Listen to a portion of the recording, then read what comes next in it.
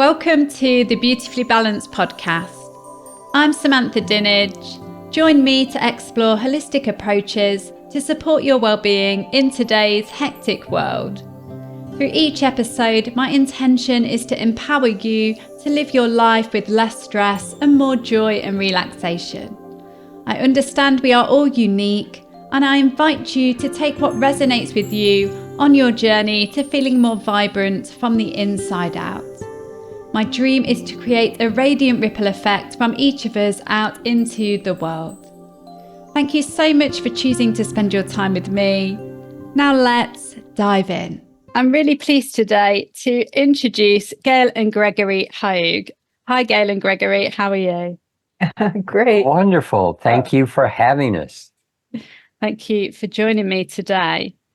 So with over 4 decades of dedicated expertise in the realm of sacred geometry, Gail and Gregory Hoag have pioneered groundbreaking technologies and new discoveries that have transformed the lives of tens of thousands across the globe with their teaching and tools. They have harnessed the power of divine archetypes to amplify higher dimensional energies and elevate the human experience, catalyzing personal and spiritual growth. The Hoags are well-known speakers and teachers, revealing how the universal patterns displayed in sacred geometry play a foundational role in the evolution of consciousness. We are here today to discover the profound wisdom and innovation that have made Gail and Gregory esteemed leaders in the world of sacred geometry.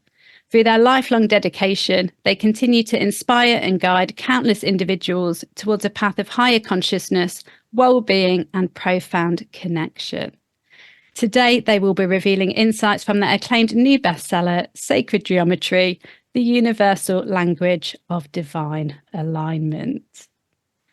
So, Gail and Gregory, let's start off with discussing what is sacred geometry. That's a wonderful way to get started, Samantha. And I'm going to give you sort of like a more general, easy overview. And certainly, being in London, you've got amazing examples of sacred geometry from everything from Stonehenge to extraordinary cathedrals and sacred sites. We've known, and our ancestors for tens of thousands of years have understood that there's certain ways that the universe creates all of this exquisite physical dimension that we're in. And we look out in nature and we see the way plants are created, the way that the universe develops the rocks, the birds, our bodies, everything is developed in a way that has a pattern, a rhythm, a cycle, something very tangible that we can depend upon. And even though there are times where we look out and we think, oh my gosh, we're in this crazy random world, there is order in this world. It is not just crazy chaos. And so sacred geometry is a way of us understanding how that all works. And when we're in sync with those patterns, then that enables us to really live our lives in much more healthy and conscious ways. And so within this whole foundation, it's really held within the arms of consciousness, which I like to also associate with love. So that's sort of the foundation of it. And then we go in our book and help you understand the specifics of it, the mathematics of it, all the things that help us anchor into how we relate to being here in this amazing universe, starting out from just pure energy. And what I wanted to add to that is that it's amazing. In the title of our book, we have the beginning of it being Sacred Geometry, Universal Language. And it is indeed universal. As Gail was saying, it's pattern and rhythm and cycle. And you can look at degrees of a geometry or the miles that are used in dimensions or the time that something occurs. And these can all be harmonics of each other, related, same numbers, different expressions of measure and time, and yet there's a harmonic resonance that exists. And the universal aspect of sacred geometry means that we could go to the other side of the universe and these principles would still be holding true. We could move into higher dimensional realms and these principles would still be resonant, because we'll talk more about that maybe later on in this program, that we are multi-dimensional beings, much more than just what we see and are relating to right now in these physical bodies. And yet those principles hold true on those higher dimensions, and thus that's why we can use the principles of sacred geometry and these patterns to create antenna systems. That is something that resonates with higher principles, archetypes that actually exist before creation and that creation follows. And so when we discover those archetypes, that's part of what sacred geometry draws upon to then create the latter part of our title is divine alignment. So everything in our bodies, in our mind, in our consciousness, in the world around us wants to align with these principles. But that's the issue today. So much has drawn us off that what we're suggesting is there's a way to bring us more in line with what actually is, more in line with universal principles that allow us to dance with the way creation is dancing, rather than try to create our own thing, which gets us into separation and difficulty. As you were talking, it got me thinking about how in the last couple of years, I often see everywhere the numbers 1, like in time, 1111 or 111. Would that fall into this realm of sacred geometry? It could, and I'm talking about very large principles like ages and years and cycles that happen. However, what's going on when you're tuned in to a certain aspect and you catch the 1111 or the 111, and for someone else, maybe it's when they see a butterfly in the summer or the spring, or they see another number. It's like higher self has a way of letting us know we're connected, we're in tune. There's serendipity going on, which seems to be our definition of, oh, isn't this a nice coincidence that this is happening? But I think the more in line we are with the fullness of our being, that serendipity, as Gail often likes to say, that's commonplace. That's what's expected. That's the natural order of things. When we are connected to the fullness of our being, we're constantly getting the feedback that we're in the right place at the right time. When we think of someone, they happen to call just a few moments later because we're connected. So I think in the sense that where sacred geometry is leading us is into more connection and higher understanding, that these little elements like your 1111 or 111, it's like, aha, you know that you're being played with and you're part of that whole, and it pulls you further down into that beautiful rabbit hole, so to speak. Wonderful. I was wondering if we can rewind a little bit and think about, when was it that you actually discovered and developed your understanding of sacred geometry? Because you've obviously got such a wealth of knowledge about it, but where did it all begin? Well, for me, Samantha, the way that it started was, I guess I'm going to begin with being a child and being in that place of wanting to understand the universe, wanting to understand from a child's mind, not, complex issues, but how do I relate to this universe? How is this my home? Where is it that I really belong? And so that brought me into my path of being an artist. And as an artist, I really wanted to look deeper into it. And one of the people that made an impact on me, a great thinker, Buckminster Fuller, who was the man who many years ago created the geodesic dome. And so he was working with all these different geometries. However, what was really poignant to me was he was trying to understand what were the basic constructs of universe.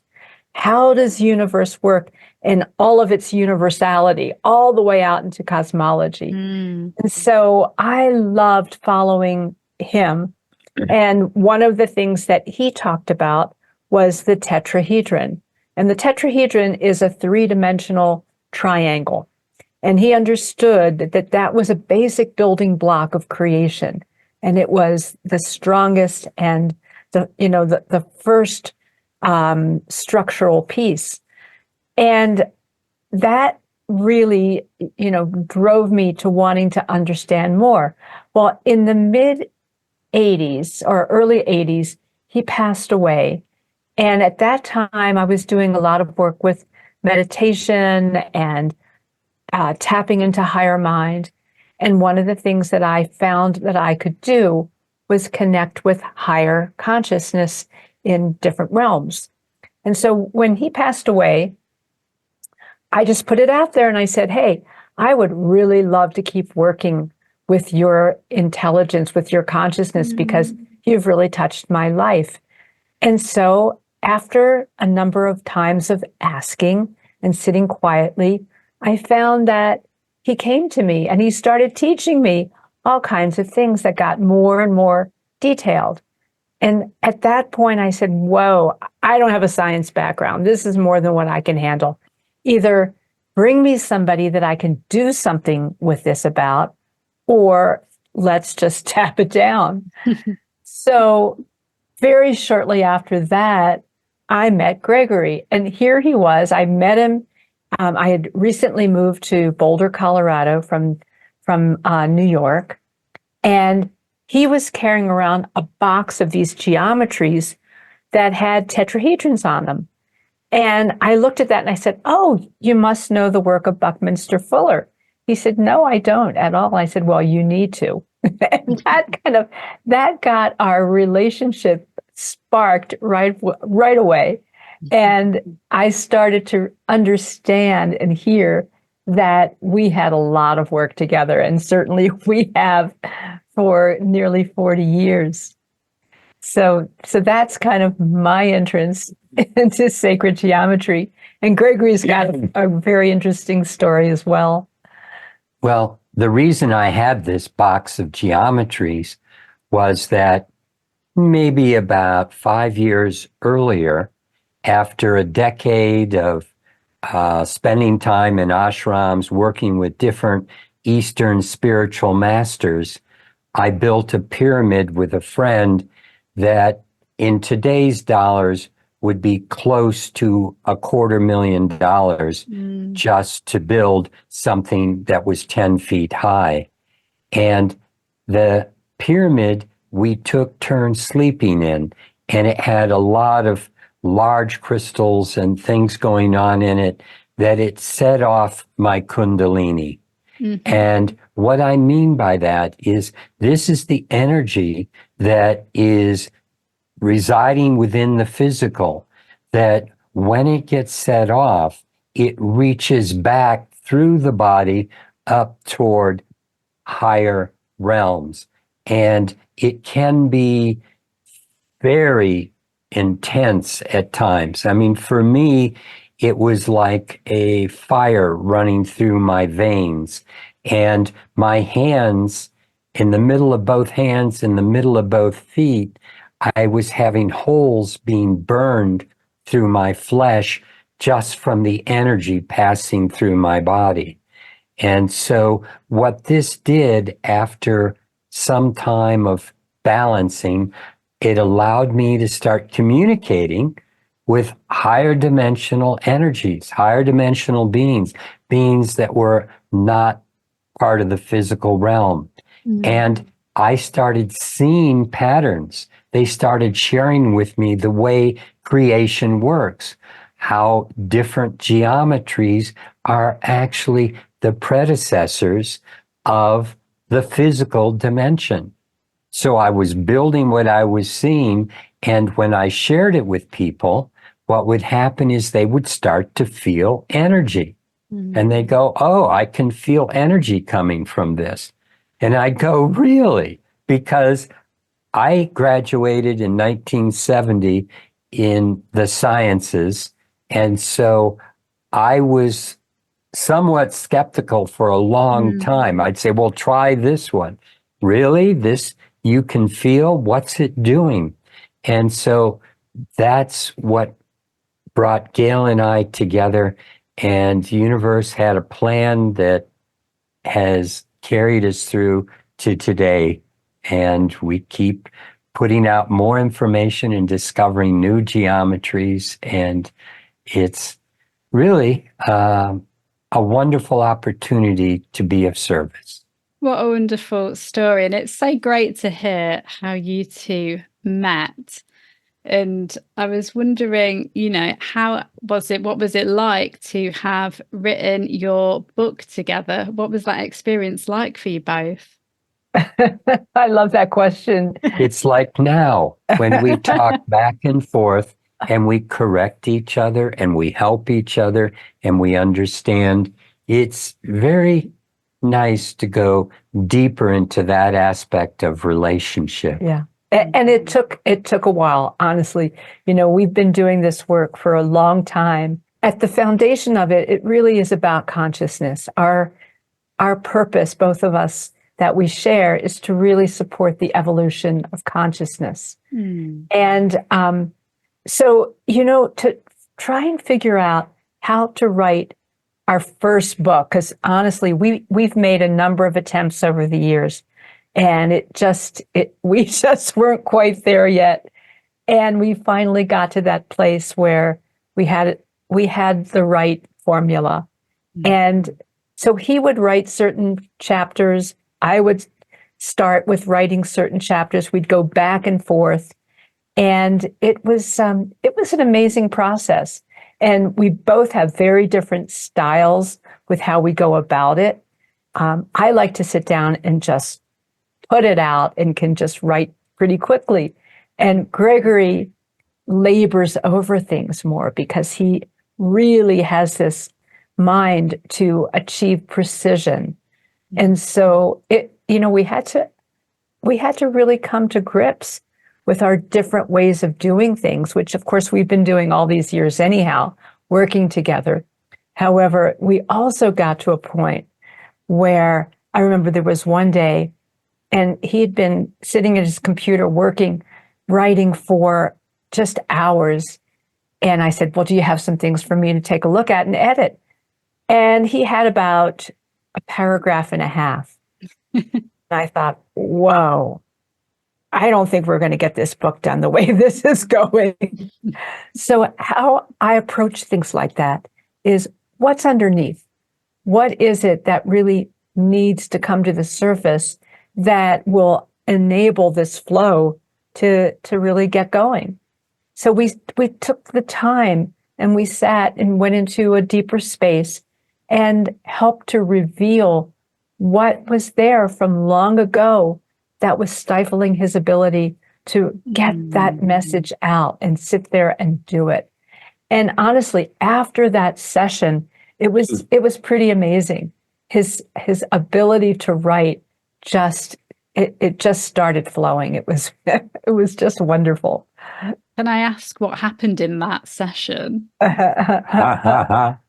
In that session, we went into, I think, back into grade school, back into a time when I was working with my mother, who is a teacher, and helping me write and there was just a whole depth and a convoluted understanding of being accepted, being heard, the way I was writing. There were so many elements to it that as I shared and as Gail pulled them out of me, it just kind of opened up more and more. So I think this book has been obviously a process for me, for growing, and for Gail in other ways. And it's really interesting when we look at all the things we all do, and it's always a process. It's always a learning. It's always a growth. And we're both in our 70s now, and it's still happening. I'm still learning new things about myself. I'm still understanding more this way and that, and sharing that. And it's a wonderful place to be, because that's what I think keeps us vital and young. And it's a process of living that is so essential for each one of us to constantly be opening to, rather than think, I've got it together, or those people have it together and I should be like them. But it takes work, it takes time. Each one of us has a personal journey, but it's tied in with everybody else's. Because when you really share these elements, you go, oh, I'm not so different from you, am I? In what we're both working on and what matters to both of us in terms of love and life and making a difference and connecting with others and seeing the world shift into a higher way of understanding and thinking that allows for more freedom and love to flow between all of us. So, thinking about your book, what are some of the universal principles and archetypes that you talk about in your book? For those that are able to see this on YouTube, I'll have some images and I will describe them for your Spotify clients as well. So, universal principles. I'm going to start with just what it is to be a human being. It's like we think that what we're seeing, Samantha, you're there and I'm here and we're talking through this medium, but we are only 10% here in this dimension. It's a dimensional realm. And so we're like an iceberg. And that's the image I'm showing you now, where the tip of the iceberg is what is seen above the water, but most of it is hidden. And most of our higher dimensional aspects are hidden, like the emotional body, which exists in the fourth dimension, and the mental body, which exists in a little bit higher dimensional realm. And some people can see colors in the aura around the body, which is relating to the emotional body. And so that's what I mean by see these other aspects are hidden. And the more aware we are of the fullness of our being, then the more in control we are of it. In the sense, we can feel that stability and that strength coming from acting from a fuller aspect of our being, where we watch what's going on in our mind before it comes out of our mouth, so to speak. So this aspect of our being is important to understand as an archetype, as an aspect of who we are. And soul, source, is moving energy through to the tip of the iceberg. And for those that can see the image, I've turned it over upside down, because that way we get the sense of what came first is the bulk of us that's hidden. And energy wants to flow through that, just like another metaphor I have on the right side of the picture is a boat pumping oxygen down to a deep sea diver. That energy flow is essential for our existence. And yet there are things in this reality that block it. And we even have the opportunity to deny it or to allow blockages to come into our being. And that's a result that we see in the physical body. We see the difficulties, we see the diseases show up where that energy is blocked. And this next image is showing us all the different things that want to block that flow of energy, like the electromagnetic pollution, the stress that we're all feeling, the negative emotions, the judgments, the toxins. All of these different elements block the flow of energy from source and get in the way. So what we're doing is working with other archetypes of creation, such as, let me go further down to things like here, where we see the measure of the moon, which has a diameter of 2,160 miles. It's equal in resonance to 2,160 years, which is a zodiacal cycle. So that means we're just moving out of Pisces into Aquarius, and that period of time is 2,160 years. And then a cube, a geometry, is resonant also with that time and the diameter of the moon with the 2,160 miles or degrees, I'm sorry. And so even though we've changed from miles to degrees to years, there's resonance, there's connection. And we can see how these geometries in this next slide, a tetrahedron, octahedron, dodecahedron, you add up the degrees and multiply by 100 and you get the sun's diameter. Another set of platonic solids gives us the Earth's diameter. And the cube is the moon again. So you see, these are archetypes. The platonic solids weren't invented by some human being. They existed before creation, because the diameters of these different celestial bodies are modeled after what we see with the platonic solids. And if a circle didn't have a perfect 360 degrees, this wouldn't work. If the mile weren't a particular distance that was not invented, it was a discovery of what is.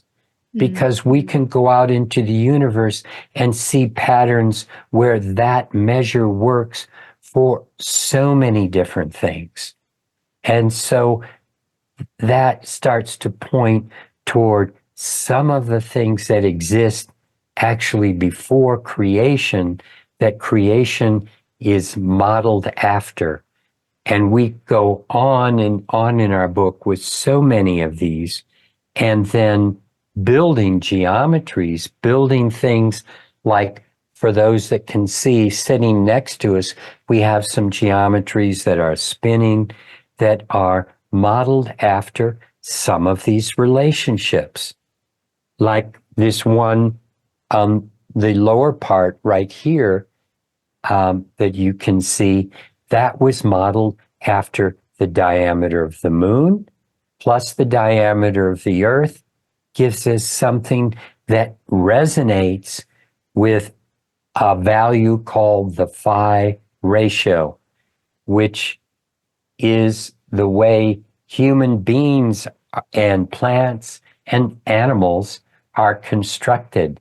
As you can see in this diagram, the way different lengths of our body relate to each other are all around particular patterns that, even though each of us is a little different, we basically follow those same external patterns of creation. And this is how resonance is created.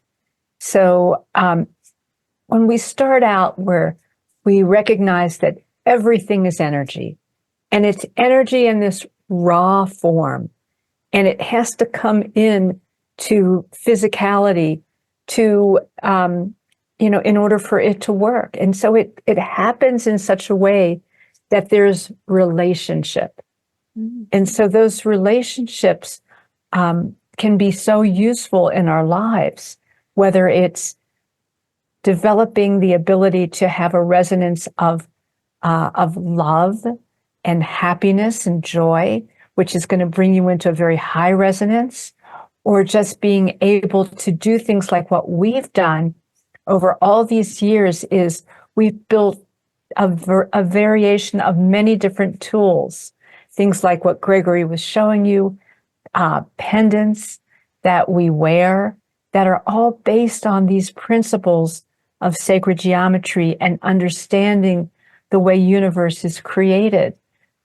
One of the big issues that we all face is disconnection. And disconnection is really rough on our physical bodies, emotionally, with just the way that when energy doesn't flow, then that means that we're not getting the nurturing, the support, what we need to fully exist. And so we've been able to take all of this and develop tools that support us in that connection.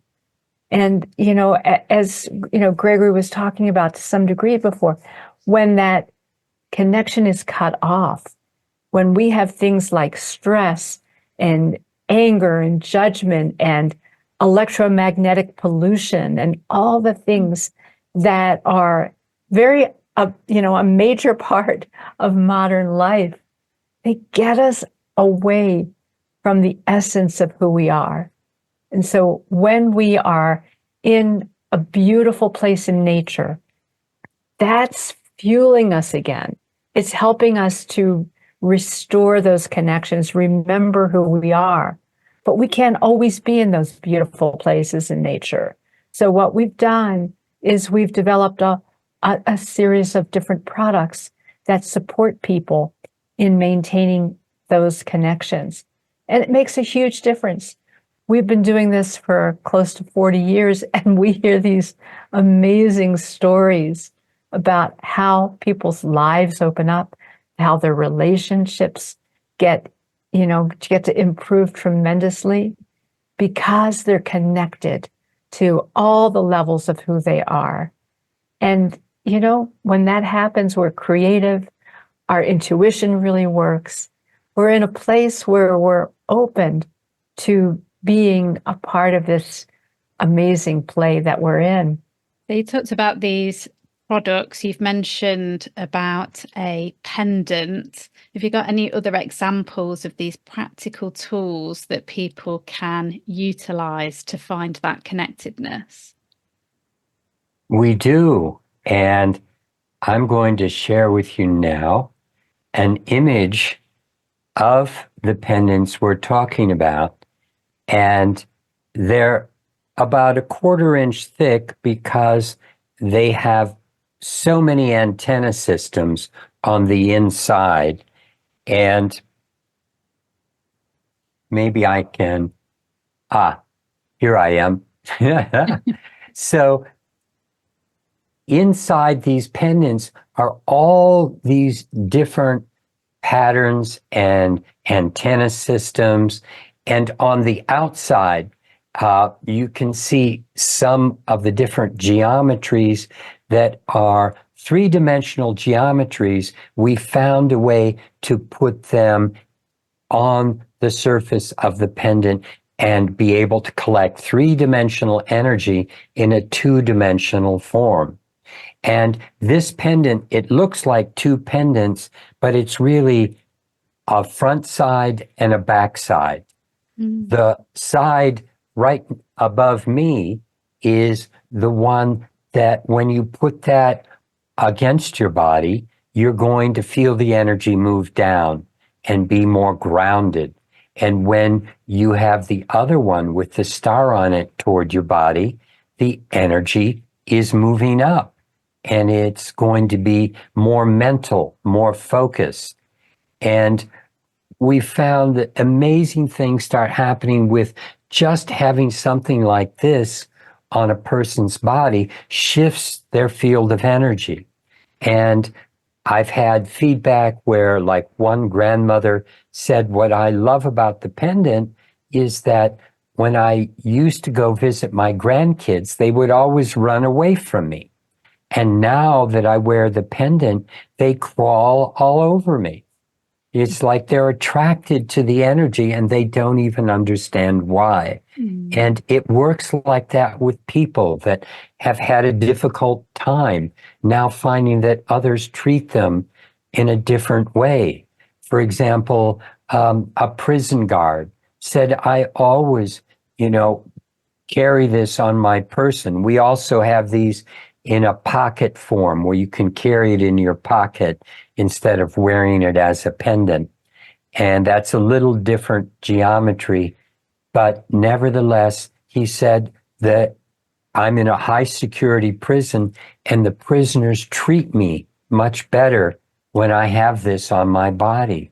And teachers have noticed a difference.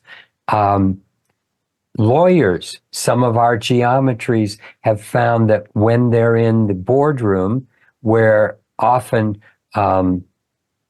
there's arguments going on back and forth, when they have some of these geometries, the arguments go down.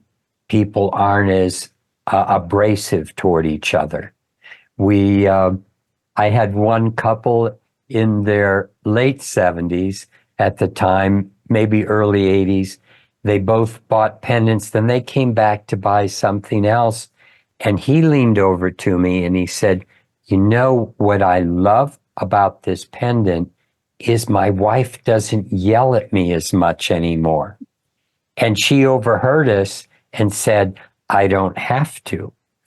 And so it's like we each shift uniquely in what is best for us, but it's moving the energy, because you see 99.99999% of everything around us is pure energy. Everything through us, everything in us, it's all energy. We're only just a little bit physical matter. And that physical matter is following the patterns of the energy that exists. So if we pick the right physical components and bring them together, the right kinds of metal, the right kinds of, we have fiber optic material, we have a photon generator, we have oscillating crystals inside this pendant, we have circuit boards going on, so that we can move the physical into resonance with the energy that's creating us, that's all through us. And then it opens up so much more possibility from the place we've chosen to live in this world, which is, as Gail and I have both been sharing, often from a place of separation and a lot of fear and, the negative emotions that come in generated, in the physical body. It's like a wall around us. Those negative emotions keep others away and keep that love, that joy of universe from coming into us. You mentioned the two sides of the pendant and the energy traveling upwards and the energy traveling downwards. And you mentioned about grounding. I was wondering if there's any link between this and other modalities, such as the 7 chakras. Absolutely. It's like the 7 chakras that are the main chakras of the body. Mm-hmm. And what a chakra is literally a vortex. It's a vortex of energy coming in and coming out. So it's moving through the body in spirals of energy. And we have main ones, and yet there are hundreds throughout the body, often called nadis, where you have many, many tiny chakras. The centers of my hands that were being burned when I was going through the Kundalini, those are chakra points, major chakra points there and in the centers of both feet. And so it was the energy coming into that chakra where the skin would blister, turn red, blister again, peel and blister again. It just kept going and going. It was working through my body, and it was something I had to get into control. But you see, the chakras are the way we take energy in. And so on these pendants, you also saw, as I'm bringing it up again, there are gems. And the gems have a particular purpose. You see, their gift is that they can move energy from the 4th dimension, the emotional body, into the physical through the chakras. So this is a connecting point. That's the way the energy of this pendant more easily gets into the body, and the different colors of the gems are often corresponding with the different chakras, because I think we've become aware that at the root chakra, that's where reds are located. The body is like a rainbow, the 7 chakras and the 7 colors of the rainbow, with violet being at the very top, where we have amethyst, and then we have rubies and garnets and reds at the base, greens at the heart like emerald, and blue sapphire for the throat. So often in Ayurvedic studies and work in India, they work with gems and the power of gems. So we have combined many gems on one pendant so that the body has choice. Because when you work with subtle energy, the body can really direct that energy as it needs, either intentionally through awareness, or subtly, even we don't sometimes realize. You know, the grandmother wasn't trying to draw her children, her grandchildren toward her. She was just being and loving them, and they were picking up on a refined energy that was attracting them. We all get attracted and rejected by energies, and we don't quite realize what's going on.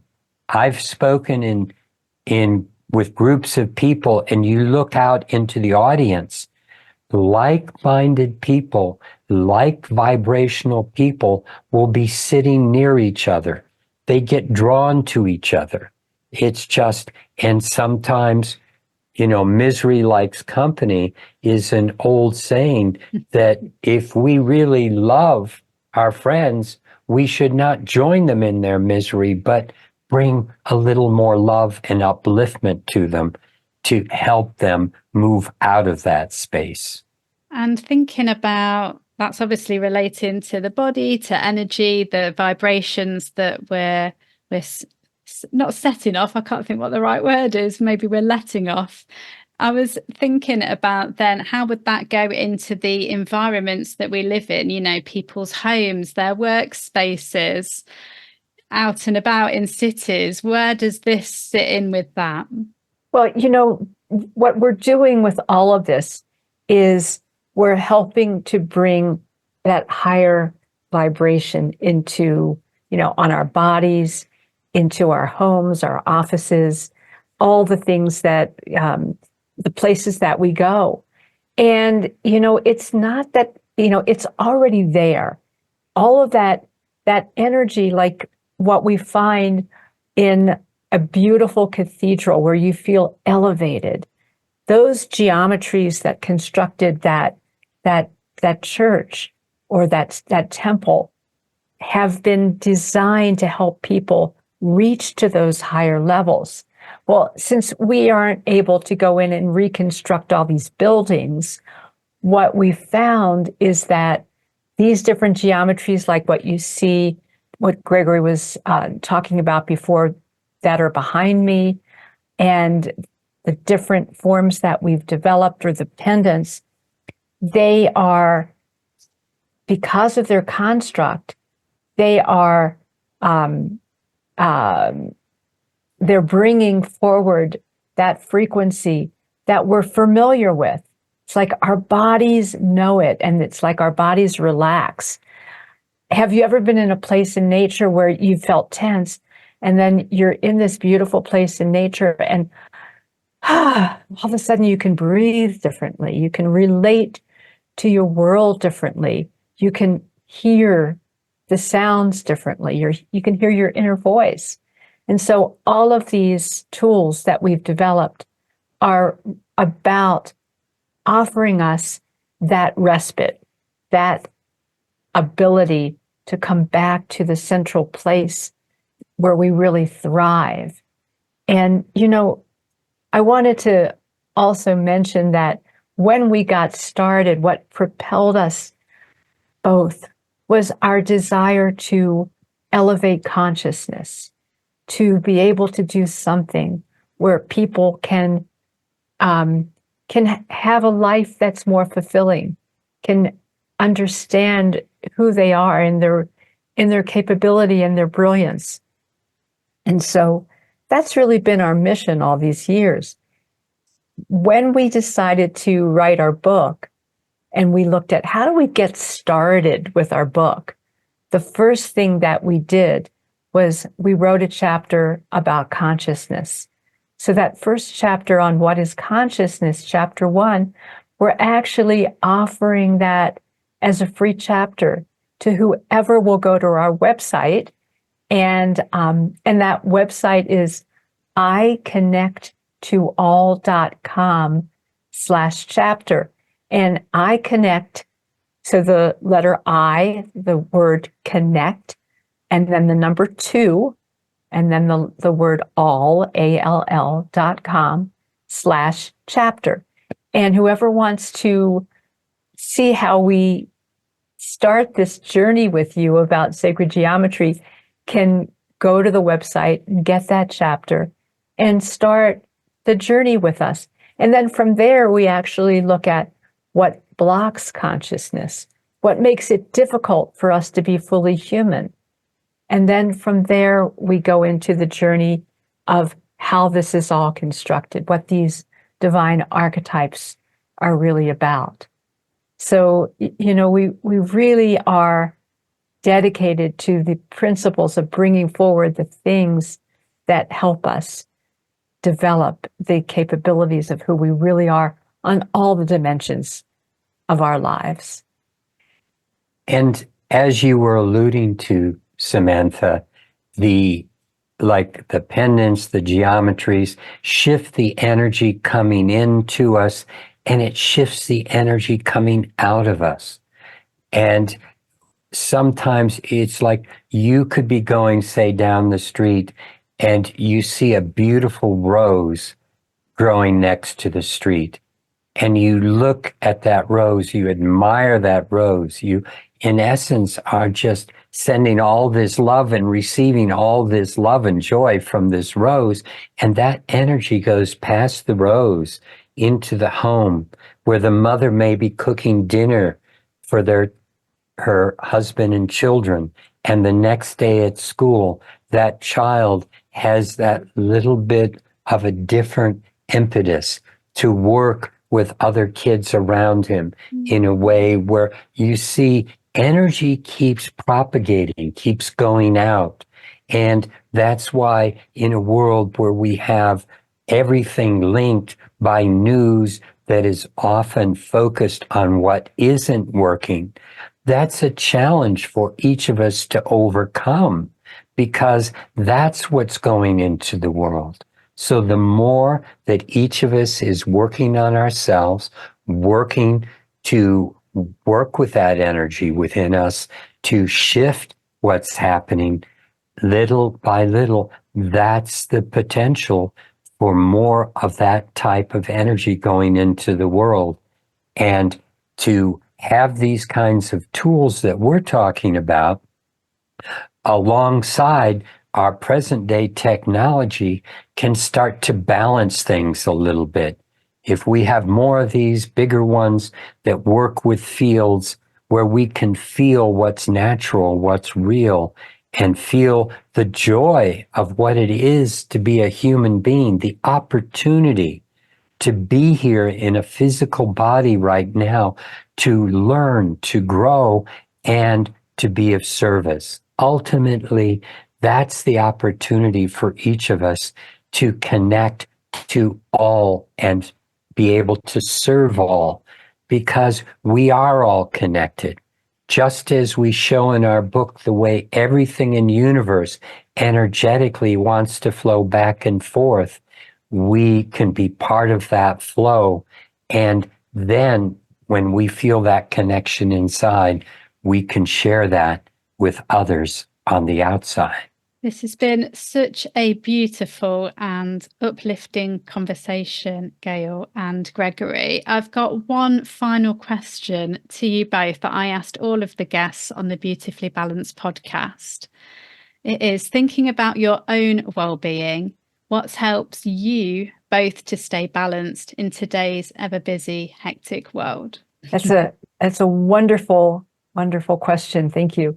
What I really do is I take that time to be grateful.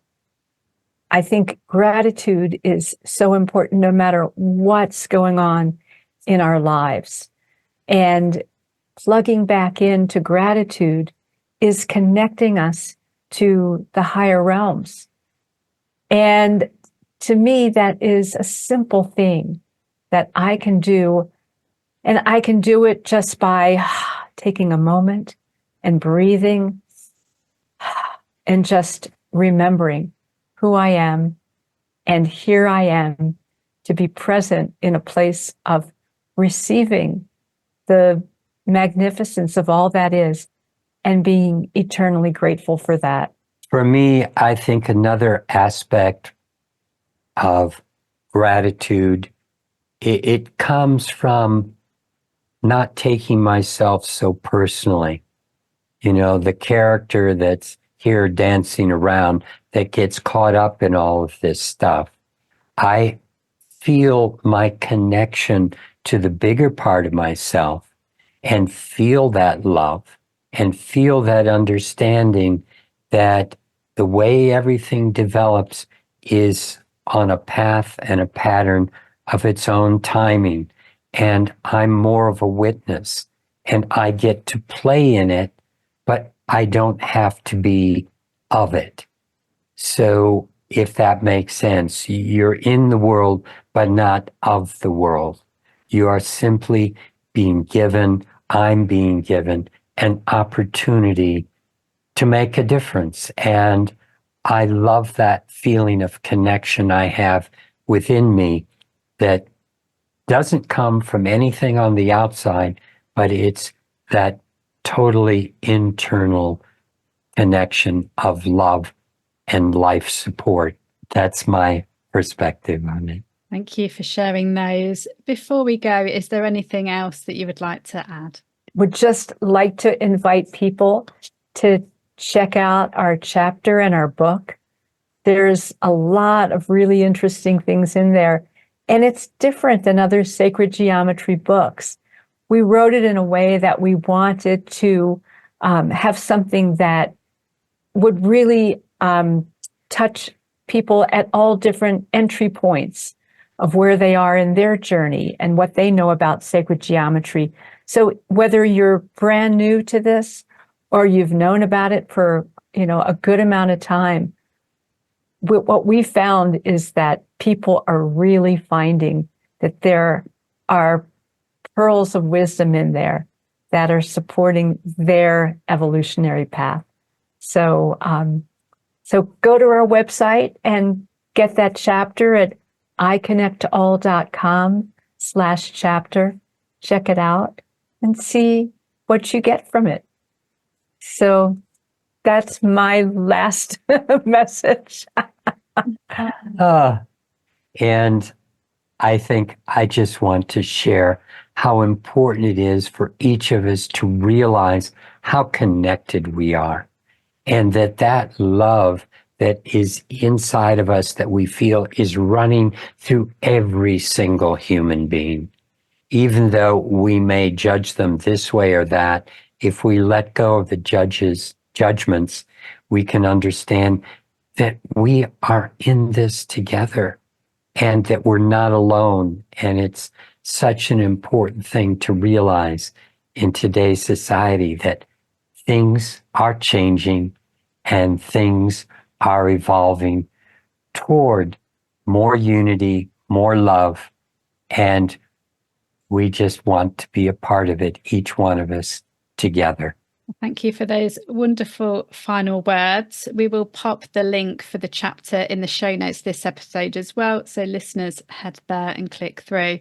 So thank you ever so much for your time today. It's been a real privilege to listen to all of your knowledge and inspiration, and it's been truly uplifting. So thank you. Thank you. Oh, thank you. Thank you. Thank you. It's been a pleasure to get to know you a little bit, and thank you for your invitation to be here. Thank you so much for listening to the Beautifully Balanced podcast. Please press subscribe to be notified when the next episode is out every other Wednesday.